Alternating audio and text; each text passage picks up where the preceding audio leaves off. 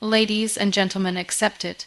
You wasted 2025, not because you were weak, but because you were distracted, because you delayed hard decisions, because you waited for the right mood, the right time, the right sign.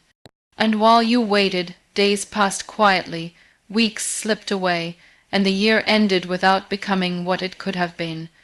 Accepting the truth is the first step to real change, because nothing shifts in your life until you stop lying to yourself. We often think denial protects us, but in reality it keeps us stuck. It gives temporary comfort while silently stealing years. Accepting the truth does not mean you are weak. It means you are brave enough to look at your own reflection without filters. It means saying, yes, I knew what to do, and no, I didn't do it consistently. That honesty hurts more than excuses, but it also clears the fog. Without truth, every plan is fake, and every promise is just noise. Most people don't fail because they lack talent or intelligence. They fail because they keep rewriting their past in a way that makes them feel innocent. They say circumstances were unfair, people didn't support them, timing was wrong, energy was low. These reasons sound soft and logical, but they slowly train the mind to avoid responsibility. The moment you accept the truth, you stop giving power to these stories.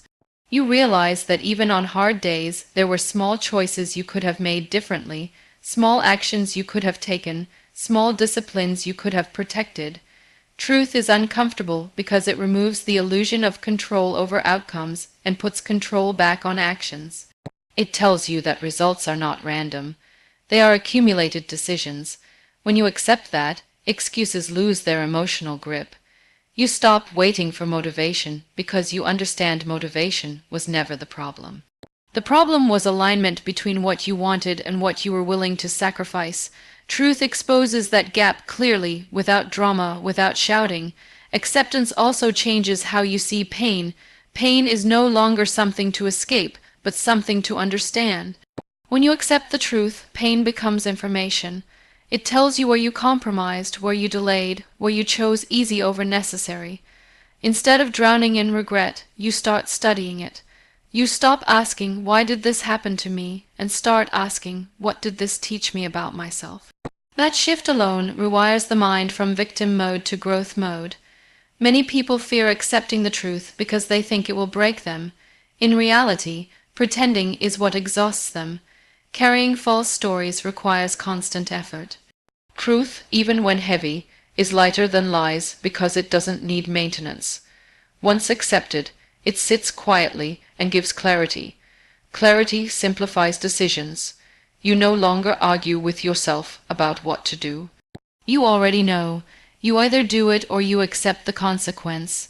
Acceptance also brings humility, not the kind that makes you small, but the kind that makes you grounded. You stop competing with others and start correcting yourself. You stop proving and start improving. You realize that growth is not dramatic, it is repetitive. It is built in boring moments where no one is watching. Truth helps you respect those moments instead of chasing validation. When you accept the truth, your self-talk changes. You stop calling yourself unlucky and start calling yourself responsible.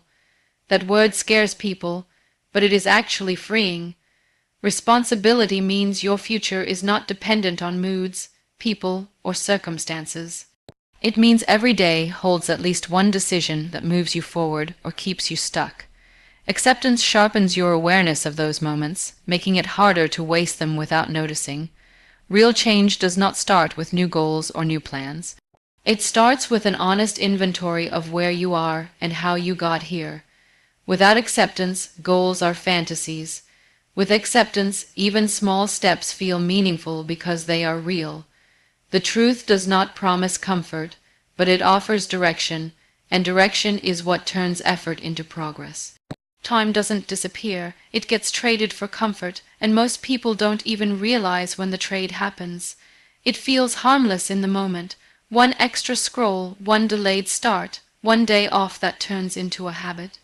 Comfort never announces itself as a thief. It comes quietly, wrapped in the feeling of relief, whispering that you deserve rest, that you can start tomorrow, that nothing bad will happen if you pause for a while. Comfort is not always physical. Sometimes it is mental, avoiding a hard conversation, delaying a difficult decision, staying silent when you should act. These choices feel safe, but they slowly drain time. Hours pass, then days, then years, and when you look back, you don't remember where the time went because it didn't vanish. It was spent buying temporary peace. The dangerous thing about comfort is that it feels earned. You tell yourself you've worked hard, you've been stressed, you need balance, and rest is important, but comfort goes beyond rest. Comfort becomes a lifestyle when it starts replacing effort. When ease becomes the default choice, time starts slipping away faster than you expect. Not because time speeds up, but because nothing meaningful anchors it. Every meaningful outcome requires a level of discomfort. Learning feels uncomfortable, discipline feels uncomfortable, growth feels uncomfortable. Comfort promises safety, but it never promises progress. When you choose comfort repeatedly, you are making a long-term decision without realizing it. You are choosing the same life again and again, just with different dates on the calendar. People often say they don't have time, but what they really mean is they don't want to give up comfort. Time exists in small windows. Early mornings, quiet nights, moments between responsibilities. These moments are usually offered a choice. Effort or ease, focus or distraction, discipline or delay, comfort almost always wins because it asks less from you now, even though it takes more from you later. The trade is unfair, but it looks fair in the beginning. Comfort gives instant relief. Progress gives delayed rewards. The human mind is wired to chase what feels good now. That is why comfort is so powerful. It does not force you, it invites you. It doesn't say stop trying, it says slow down. And slow down is often enough to kill momentum. Over time, comfort dulls urgency. Days start blending together. You stop feeling the pressure to improve because nothing feels wrong. Life becomes manageable, predictable, safe. But safety can become a cage when it removes the need to push. The absence of struggle can feel like peace, but it is often stagnation in disguise. When time is traded for comfort, dreams don't die suddenly. They fade, you still think about them, but without urgency. You still talk about them, but without action. You convince yourself that you'll return to them when things settle down.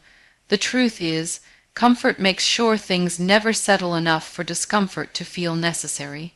The cost of comfort is always paid later. It shows up as regret, as self-doubt, as the quiet question of what if. It shows up when you realize you had enough time, but you spent it protecting your ease instead of building your future. Comfort never looks expensive at the start. It only reveals its price when time is gone and energy is lower. Becoming aware of this trade changes how you see your days. You start noticing the moments where comfort asks for time. You feel the resistance before effort. You recognize that small discomforts, when chosen consistently, protect time instead of wasting it. Time is not lost in big mistakes. It is traded away in small, comfortable decisions made repeatedly. Inconsistency destroys more dreams than failure because failure at least comes with feedback, while inconsistency leaves you confused and stuck. When you fail, you know you tried. When you are inconsistent, you never really know what you are capable of. You keep starting and stopping, building momentum, and then breaking it yourself. This cycle slowly kills belief, not because you can't do it, but because you never stay long enough to see results. Most people mistake inconsistency for flexibility. They say they will work when they feel ready, when they feel inspired, when conditions improve, but growth does not respond to moods, it responds to repetition. Inconsistency teaches the mind that effort is optional. Once effort becomes optional, discipline disappears. Without discipline, even the strongest intentions collapse under pressure. Inconsistency feels harmless because each break seems small. One missed day doesn't look like a big problem. One delayed task doesn't feel dangerous, but the damage is cumulative. Every time you stop, restarting becomes harder. Your mind begins to associate effort with struggle instead of progress. Eventually, the gap between starting and continuing feels heavier than the work itself. Failure, on the other hand, sharpens awareness. It shows you what doesn't work. It builds resilience. It forces adjustment. Inconsistency avoids both success and failure. It keeps you in a neutral zone where nothing grows. You are busy but not productive. You are involved but not committed. That middle state is where most dreams slowly suffocate. When you are inconsistent, confidence erodes quietly. You start doubting your own words. You promise yourself you will do better, but your actions don't follow. Over time, your mind stops trusting you. Self-trust is not built by big wins, it is built by keeping small promises. Inconsistency breaks those promises daily, and the cost is internal respect. Another hidden danger of inconsistency is that it blurs cause and effect. You don't know if your plan is bad or your execution is weak. You keep changing strategies, tools, and goals, hoping something will click. In reality, nothing clicks because nothing is sustained. Consistency is what turns effort into data. Without it, everything feels like guesswork. Inconsistency also creates emotional swings. Some days you feel hopeful, other days you feel defeated, even though nothing significant changed. That emotional instability drains energy. It makes progress feel chaotic.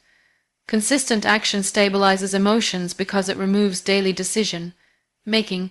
You don't wake up asking if you will work. You already decided. Many people fear commitment because they think consistency means pressure. In reality, inconsistency creates more stress. You constantly carry the weight of unfinished tasks.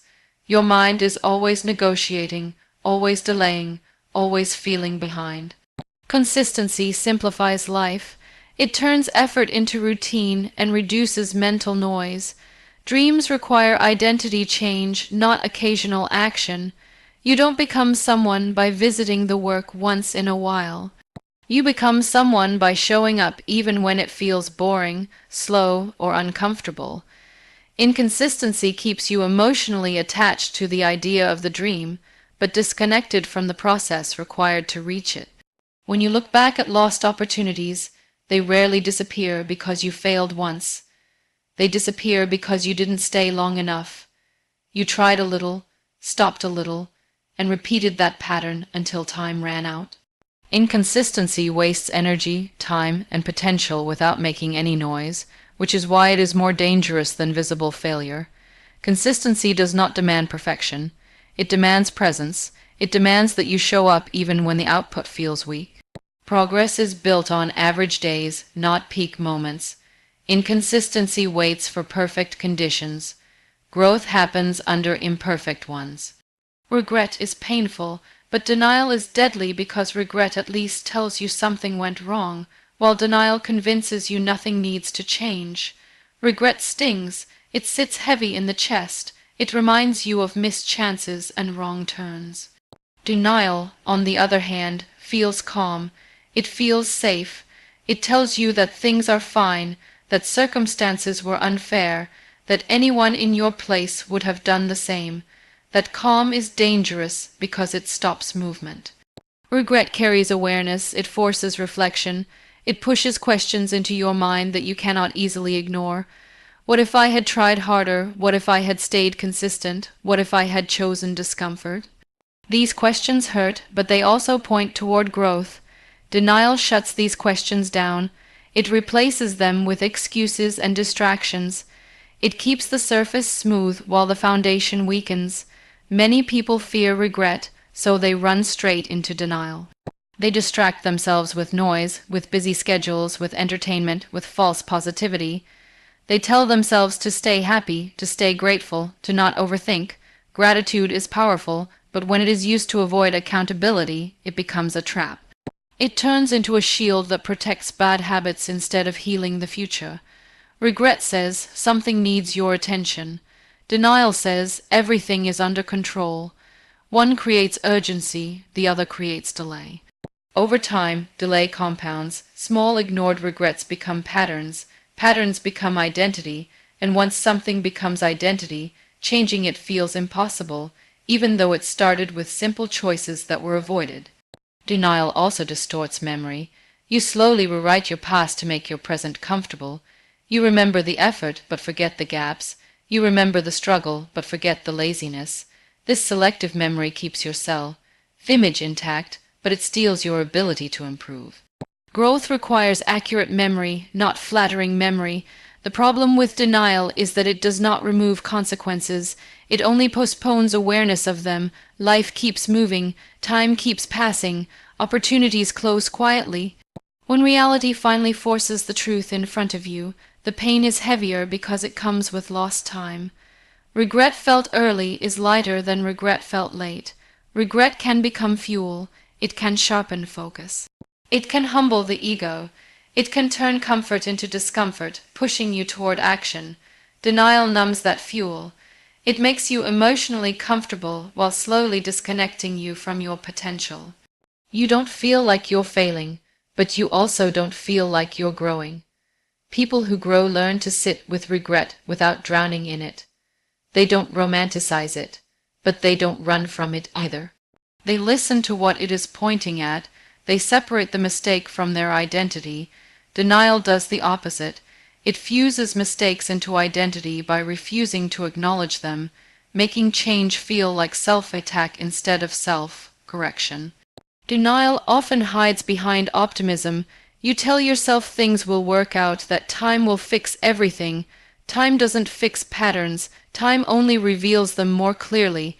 Optimism without action is just delayed disappointment. Regret pushes you toward action. Denial pushes you toward waiting. The deadliest part of denial is that it feels like peace. There is no immediate pain, no urgency, no pressure. You feel calm while life quietly passes you by. Regret hurts, but it keeps you awake. Denial lets you sleep through your own decline. Choosing regret over denial is choosing awareness over comfort. It means allowing yourself to feel the weight of your choices so you don't have to carry them forever. Pain acknowledged early becomes wisdom. Pain ignored becomes destiny. A wasted year can become a powerful lesson if you are willing to look at it without fear or shame. Most people either romanticize the past or completely reject it. They say it was all bad, or they pretend it didn't matter. Both reactions waste the lesson hidden inside. A year is never truly wasted unless you refuse to learn from it. Every delay, every mistake, every mischance carries information about how you think, how you decide, and how you react under pressure. A wasted year shows you your patterns clearly. It reveals where you quit early, where you chose comfort, where you avoided responsibility. Success often hides weaknesses because results distract from reflection. Failure and wasted time remove that distraction. They leave you alone with the truth. That truth is uncomfortable, but it is precise. It shows you exactly what needs to change, not in theory, but in real behavior. The power of a wasted year lies in awareness. Awareness turns pain into direction. Without awareness, regret stays emotional and heavy. With awareness, regret becomes practical. You stop saying, "I should have done better," and start seeing what better actually looks like in daily life. You recognize which habits didn't work, which routines collapsed, which promises you didn't keep to yourself. Many people rush to forget wasted time. They want to move on quickly, start fresh, stay positive. But skipping reflection repeats the same cycle. The lesson is not in starting over, it is in understanding why you stopped last time. A wasted year teaches you about your limits, your discipline, your patience, and your excuses. Ignoring that lesson means you carry the same weaknesses into the next chapter. A powerful lesson also changes how you value time. After wasting a year, time feels heavier. Days feel more expensive.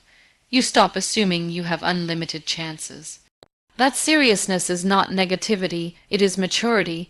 It makes you more selective. You think twice before saying yes to distractions. You become more intentional with effort because you know how easy it is to lose momentum. Wasted years also humble the ego. They strip away unrealistic self-images. You stop believing you are different from others without evidence. You stop assuming things will work out automatically. This humility is not weakness. It is grounding. It allows you to build from reality instead of fantasy. Real growth starts when ambition meets honesty. Another lesson hidden in wasted time is resilience. You realize that even after losing time, life continues. You are still here. You still have the ability to act. That realization removes fear of imperfection. You stop waiting to be perfect before starting again. You accept being behind and move forward anyway.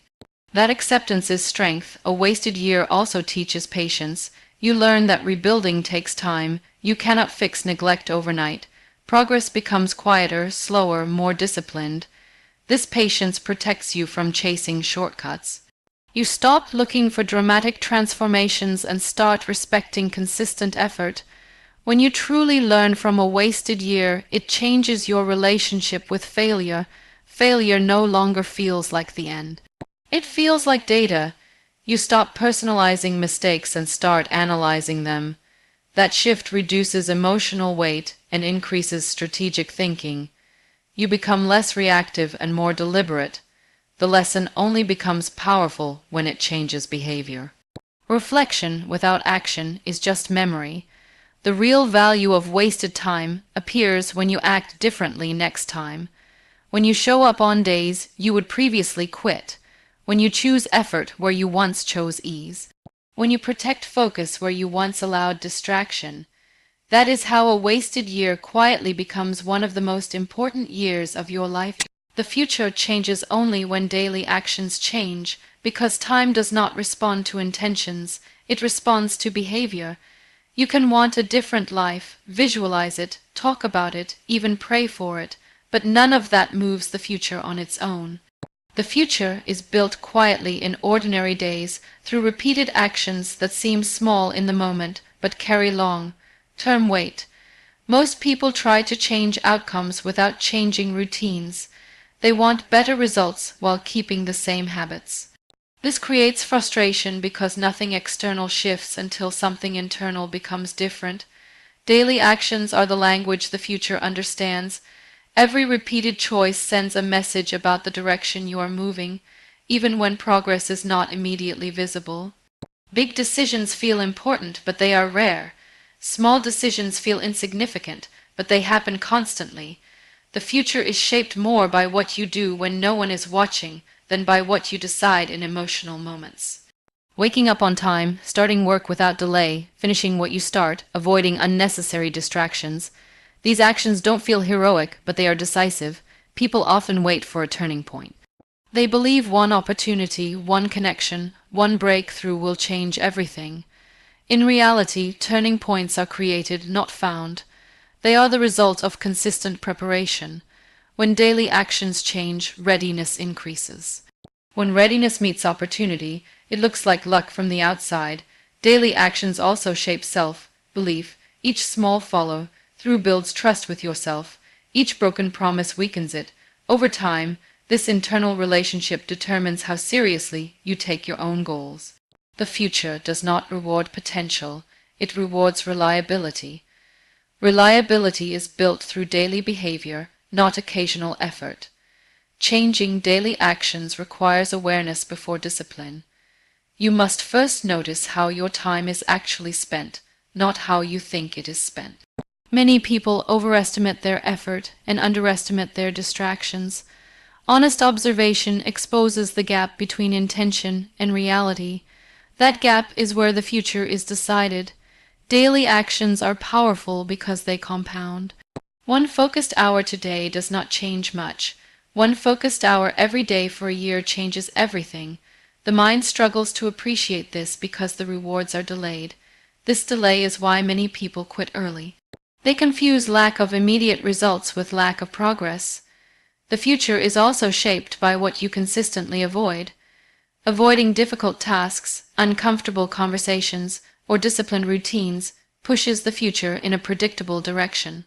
Avoidance is an action, even though it feels passive. It silently designs a future of the same problems repeating. Changing daily actions does not require drastic transformation. It requires alignment. Aligning actions with values, goals, and reality. When actions are aligned, progress feels calmer. You stop fighting yourself. You stop swinging between extremes. Consistency replaces intensity. Many people try to change their future by changing motivation, environment, or circumstances. These things help, but they are secondary. The primary driver is behavior. You can have the best environment and still waste it with poor habits. You can have limited resources and still build something with disciplined action. Daily actions are honest. They reveal what you truly prioritize, not what you claim to prioritize. The future listens to that honesty. It responds accordingly. If actions stay the same, the future repeats itself. Different year, same results. When daily actions change even slightly, the trajectory shifts. You may not feel it immediately, but direction matters more than speed.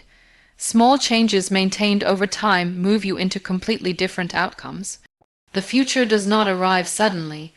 It grows out of what you do today, repeated quietly, consistently, without waiting for permission or perfect conditions. Discipline is quiet, excuses are loud, and that difference explains why most people stay stuck while a few move forward. Discipline doesn't announce itself. It doesn't demand attention or praise. It works silently in the background, shaping routines and decisions without needing validation. Excuses, on the other hand, make noise. They explain, justify, and defend. They want to be heard because their job is to remove responsibility. Excuses often sound reasonable. They are wrapped in logic and emotion. You were tired, the timing wasn't right, the situation was complicated, other people made it difficult. These explanations feel comforting because they protect your self-image. Discipline does the opposite. It challenges your self-image. It asks you to act even when the reasons to stop are convincing. The quiet nature of discipline makes it easy to overlook. No one claps when you wake up early. No one sees the repetition, the boring consistency, the small decisions made correctly. Discipline builds results slowly, without drama. Excuses create immediate relief, but no long-term change. That relief is addictive. It feels like progress because it reduces guilt, but it actually deepens the problem. Excuses also multiply. One excuse creates space for another. Miss one day, justify it. Then missing the next day feels easier. Over time, excuses become habits. They form a pattern of avoidance that feels normal. Discipline works the same way, but in reverse. One disciplined action makes the next one easier. Momentum builds quietly, without emotional highs. Another danger of excuses is that they shift focus outward.